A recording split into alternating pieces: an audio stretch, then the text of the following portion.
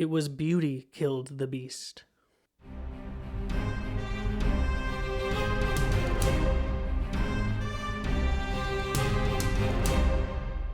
Hello, everyone, and welcome to episode number 61 of Movies Are Awesome, the show all about refrigeration repair. My name is Nathan Pottle, and thank you for joining me today. It's another really windy day here, like crazy windy. I was supposed to maybe mow my lawn this morning. I was supposed to do it yesterday, but it was raining, and then I was going to do it today, but it was way too windy. So I said, you know what? I'll just do it tomorrow. Maybe it won't be windy then. But lately, over the last little while, my wife and I have been going through a Marvel rewatch of the Marvel Cinematic Universe, and it's taken us a lot longer than we initially thought it was going to do just because other things get in the way or we watch other movies instead. And so for the last few months, we've been slowly working our way through this, and last week, we sat down and we rewatched Captain Marvel. Now, I had not watched Captain Marvel since it had first come out in theaters. I saw it once in theaters. I was like, you know what? This movie's fine. Don't love it. And I didn't feel that immediate need to go watch it again up until last week when we watched it just as part of our rewatch of the Marvel Cinematic Universe. And it got me thinking as to why there was some negative reaction to this movie. Now, of course, there are things where people are saying, oh, like a woman is the main character, so I don't like this movie and it's bad. There are those people out there with that opinion. I do not share that opinion. There are a lot of movies out there that I really enjoy that have female protagonists, and that's fine. I think that other people have some genuine criticisms about the film, though, and I think the movie is fine.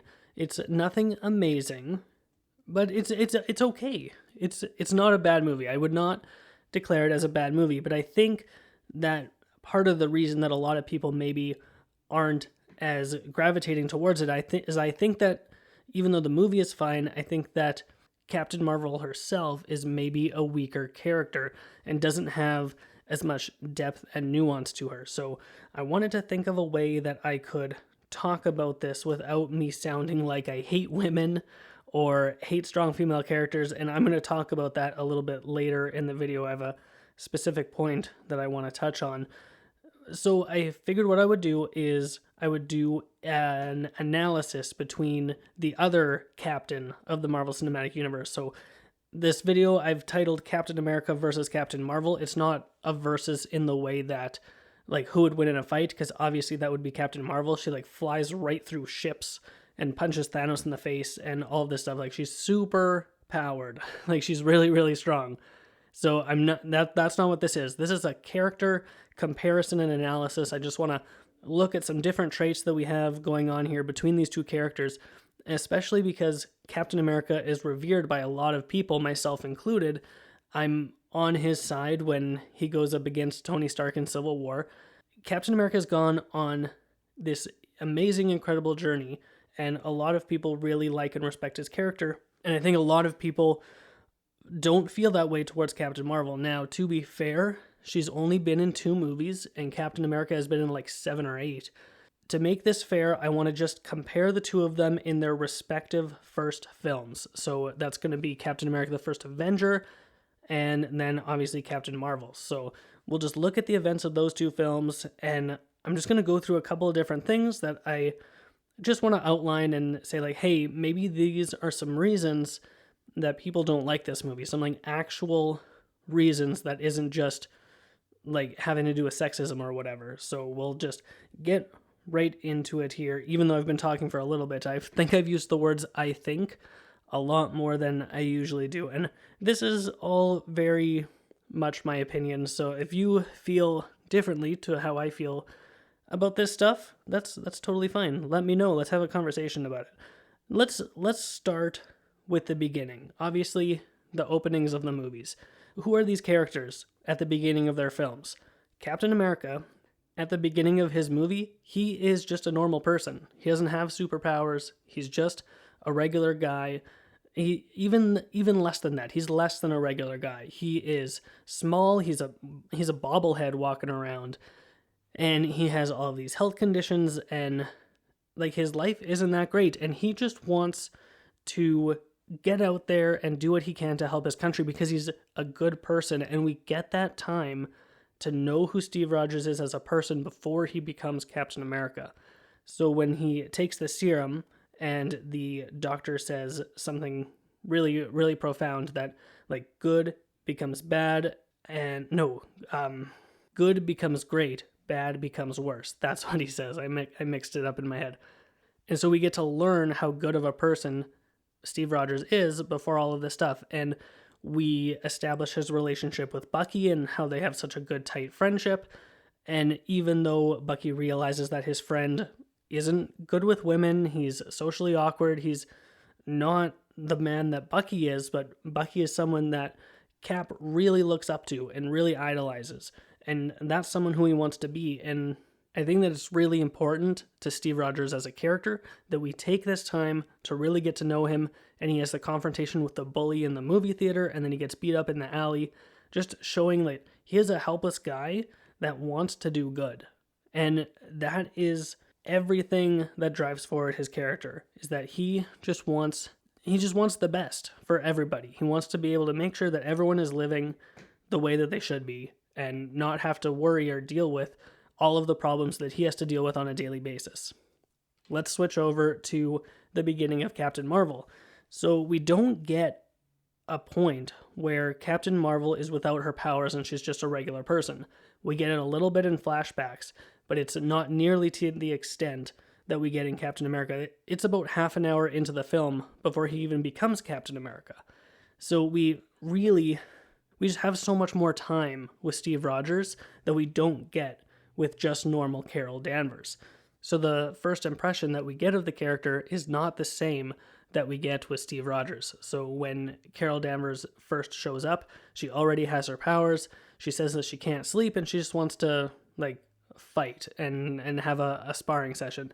So we see that she has her superpowers and that she is really sarcastic. Now, I would like to stress this very clearly. Sarcasm is not a character trait. It's something that you can be sometimes, but there needs to be more. It seems like there's not a lot more than her just being sarcastic and speaking monotone through a lot of the movie. This is how she acts throughout a lot of the film.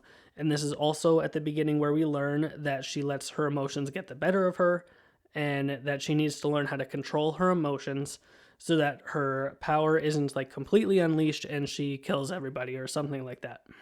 So based off of this opening of the film, we do get that Captain Marvel has a good side to her. She wants to fight for what's right. She's a warrior. She wants to be able to use her powers for good, much like Captain America, but we don't really get to know it on as deep of a level. We don't get to see her suffering the way that Steve Rogers suffers. We don't get to see her really having any kind of hardship at all. She has hazy memories of a past that we'll find out about later, and we'll talk about it when we get there. But we don't see any kind of emotional motivation for Captain Marvel to be the person that she is. This is just what she wants to be, and that's it. And it seems like there's nothing deeper.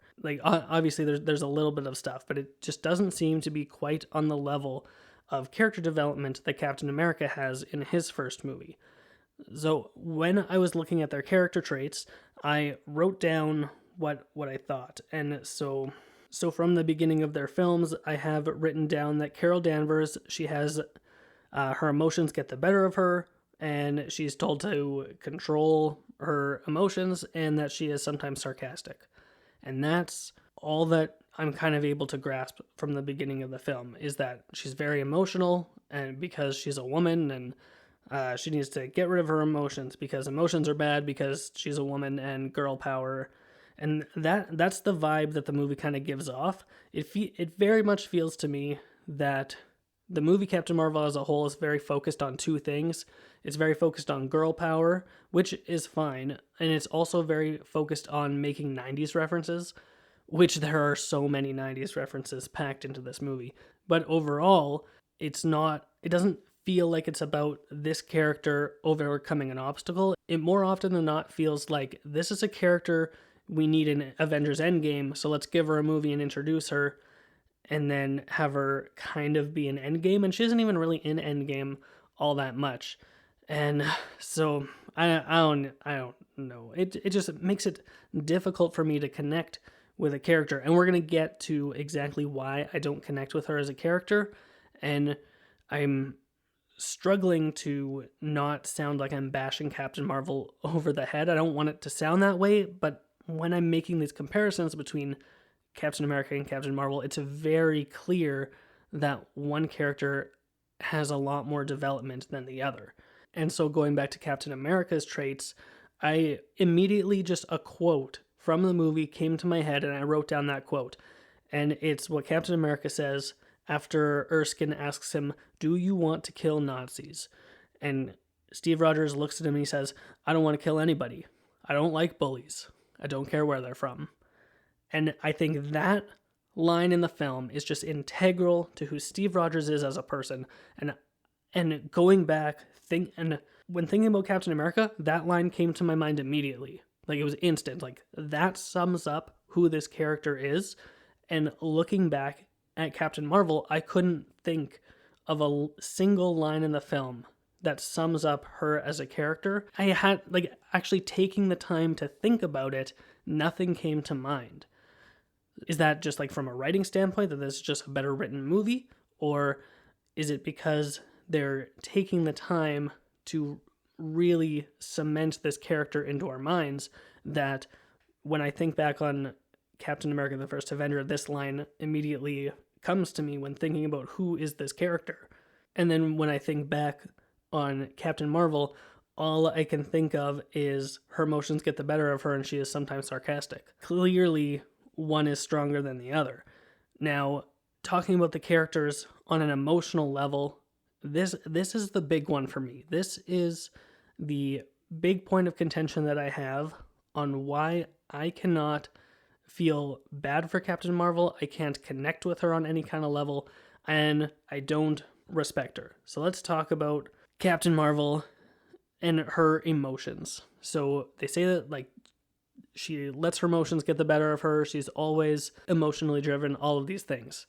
But the movie itself doesn't do anything to show me that that's actually the case. She gets angry, and when she gets angry, she lets her powers go off.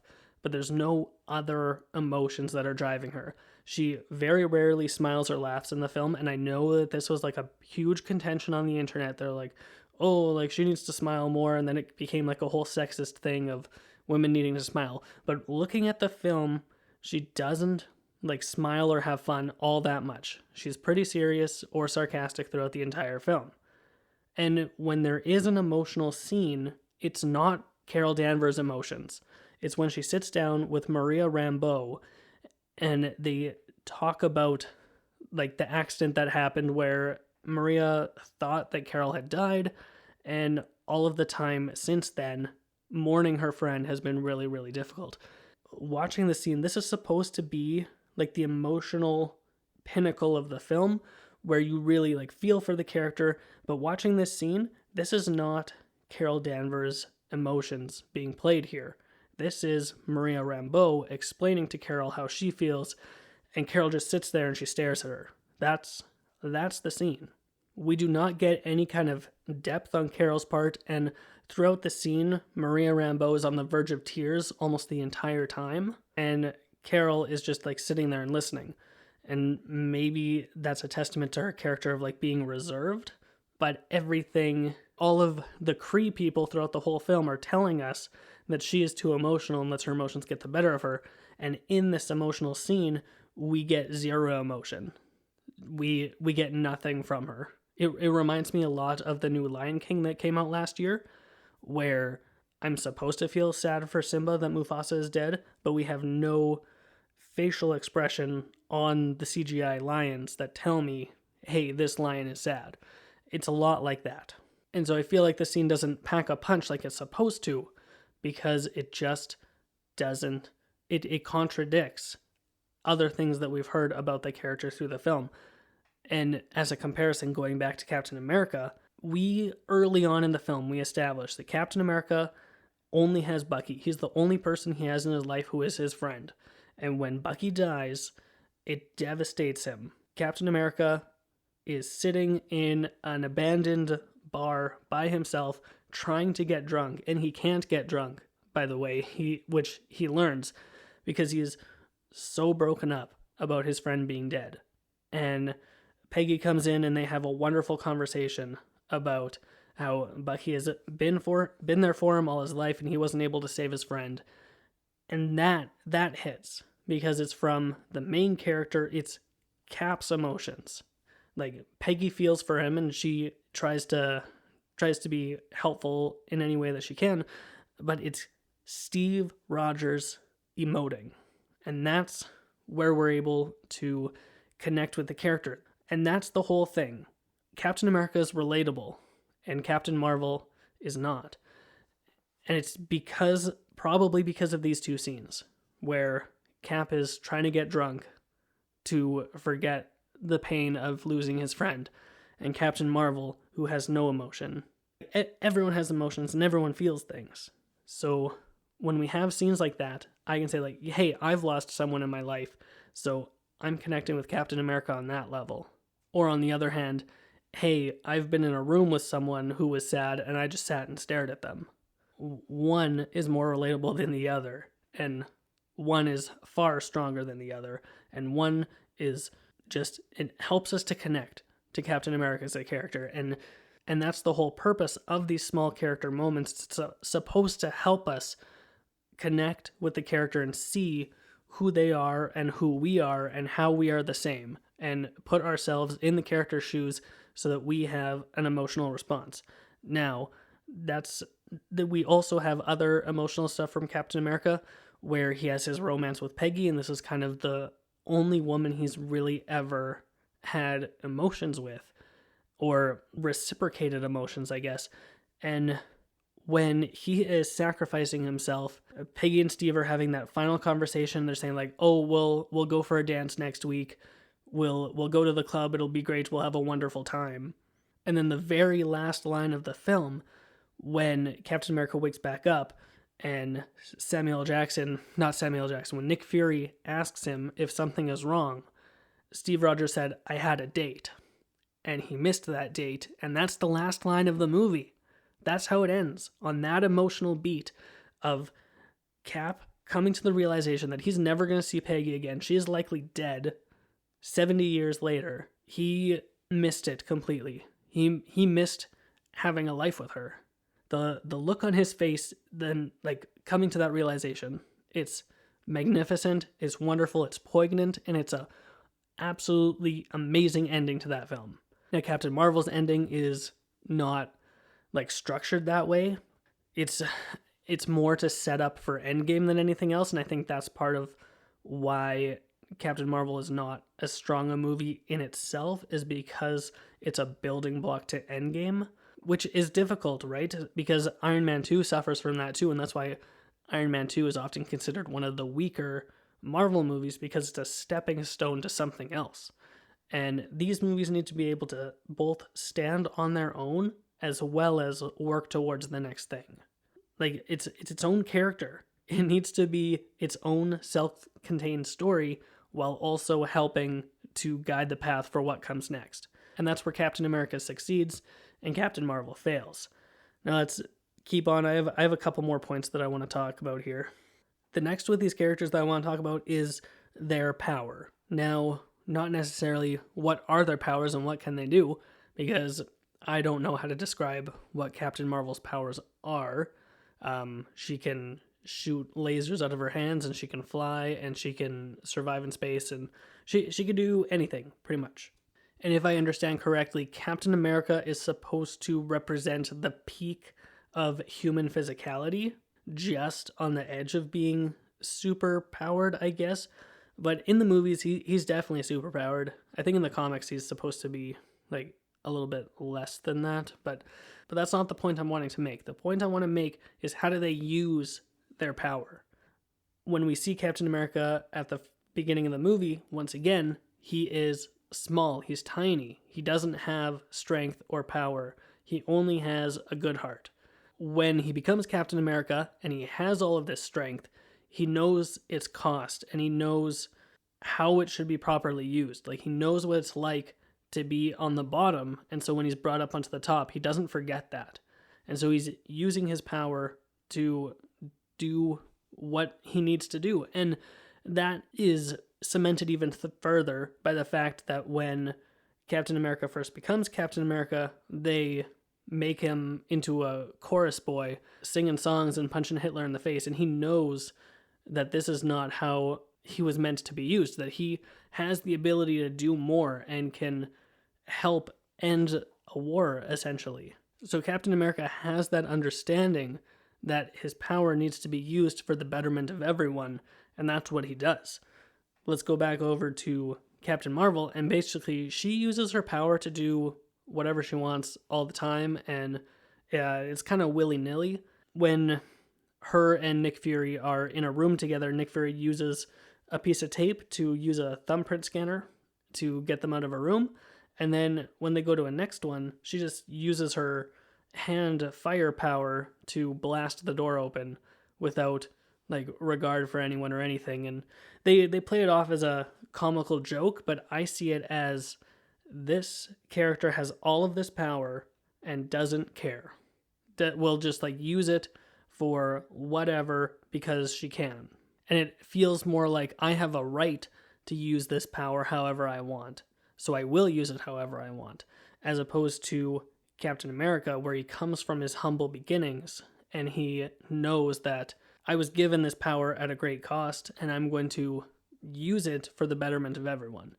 So like it's not a huge point, but it's something that I noticed while watching Captain Marvel, that is like she just kind of does whatever, and it doesn't seem to matter to her, that like she's going to do what she wants and no one's going to tell her otherwise. And that it bothered me a bit that she just doesn't have anyone to answer to. Like, even when Captain America goes against orders to rescue Bucky and everybody, he submits himself for disciplinary action. Like, he knows that what he did was wrong, and he reports to his superior to say, like, I submit myself. They let him go because he did so well. He made the right call. But he still understood that he's a soldier and disobeying orders is a big deal, and he needed to face the consequences of his actions. Is pretty much the basis of it, is that Captain America understands consequences, and it doesn't seem like Captain Marvel has that same comprehension. So those are just some things that I noticed about their uses of power and how it comes together in the film.